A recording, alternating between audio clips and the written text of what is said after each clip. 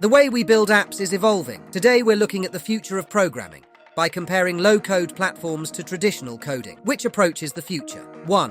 What is low-code? Low-code platforms let users build apps with minimal coding through drag-and-drop interfaces and pre-built components. It's fast and accessible, enabling non-developers to create functional applications. 2. Benefits of low-code. Low-code's biggest strength is speed. It allows developers to create apps quickly, saving time on repetitive tasks.